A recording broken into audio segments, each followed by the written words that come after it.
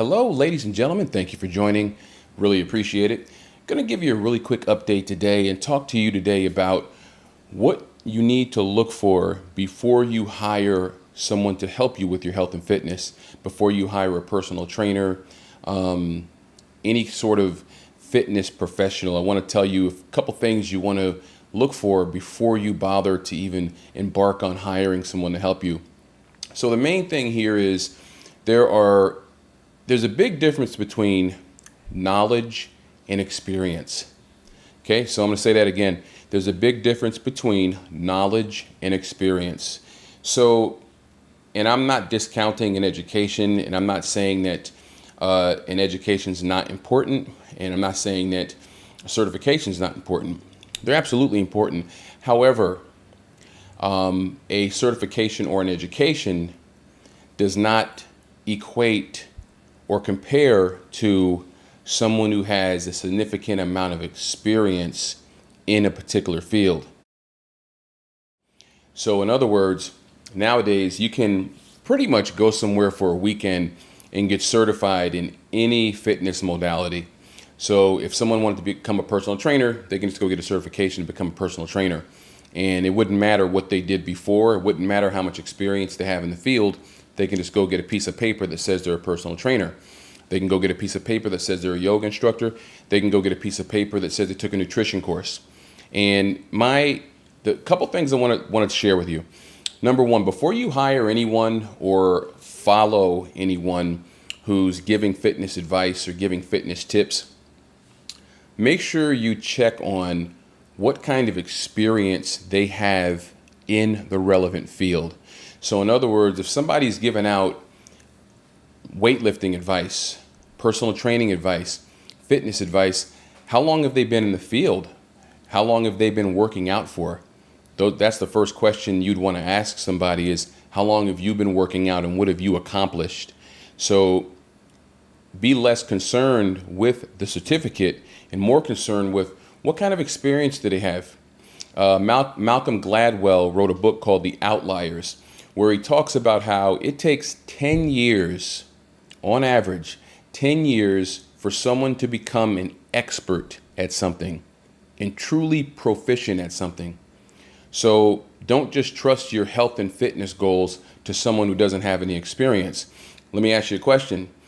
If you went to the dentist and he was going to do a serious procedure on your mouth, and he said, you know what, I have education, but I've never done this before. You're the first one. You're going to feel a little bit uneasy. Same thing with going to a doctor or surgeon or any other person, even a massage therapist. You're going to want someone who has some experience. And again, like I say with everything, there are exceptions to the rule. There are some people who can read a book, read a course, take a course, and be fairly proficient at that particular modality, but that's the rare exception. I would go and observe a trainer or a yoga instructor or a fitness professional who you want to take a class with. Go and observe them. Don't just go into the stuff blindly. Ask the appropriate questions. Don't be afraid to ask a trainer, what have you done? What have you done? How strong are you? What lifts have you done? How many years have you been lifting? If they tell you they've been working out for a year, how would someone who's been working out for a year be able to guide you somewhere? Where's the wisdom, the knowledge, and the experience? And I'm not saying that person who's been working out for a year, they can certainly help somebody and they can certainly be a proficient trainer. But from my experience being in the field, you're going to want to know that someone has an expertise of experience. How many years and mileage do they have in the game? How many years and mileage and grit do they have under the bar? What have they done? What lifts have they accomplished? How many people have they helped? Where are the testimonials?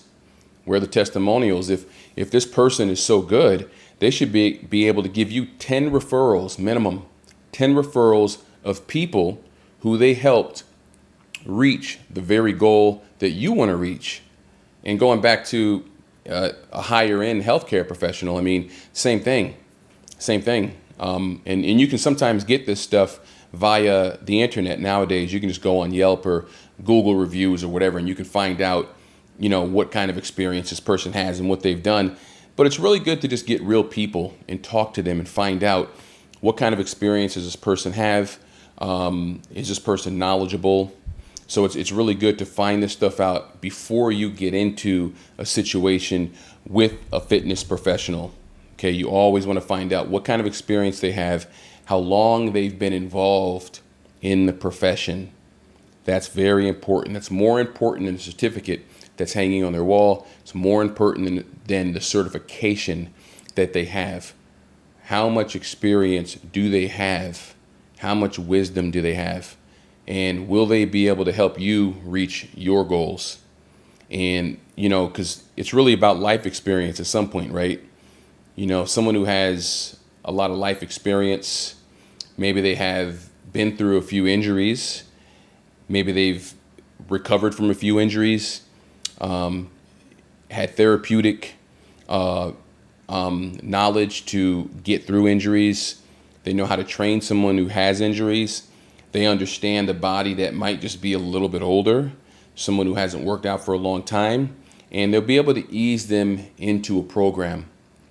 But you don't want someone who doesn't have that knowledge. You want someone who has experience in the given field. So again, before you hire a trainer or any sort of exercise instructor, find out how much experience they have themselves in that particular field. You need testimonials. Who have they helped? What have they done for them? Have they helped anybody reach their goals? Okay, so certification, yeah, that's important. I'm not saying it's not important. They should have some sort of education, obviously, if they're going to be helping you. But the more important thing is how much experience do they have in the field? Because I'll tell you right now, if I was going to have someone teach me how to lift weights, and let's say there were two people, one guy has a weekend certificate and has only been lifting weights for a year, and another guy has no certificate and he's been lifting weights for 20 years, I'm going to go with the guy that's been lifting weights for 20 years. That's in shape and it's helped other people get in shape. So that's where I'm talking about. The certificate and the experience really are two different things altogether, because anybody can go grab a certificate and boom, they're a trainer and they're a fitness professional. But they need to have pertinent and relevant experience in the field that they're doing. So make sure that whoever you hire or whoever you embark with, make sure that they have significant experience under their belt. I would say 5 years would be great. 5 years would be great. And the experience maybe doesn't necessarily have to be direct fitness experience. It could be that this person was a lacrosse player in college, so they worked out and they were knowledgeable. I'll pick someone who played sports for 5 years with no experience in the fitness field over someone who has a weekend certificate and 1 year of experience. I always want to go with the person who's experienced first.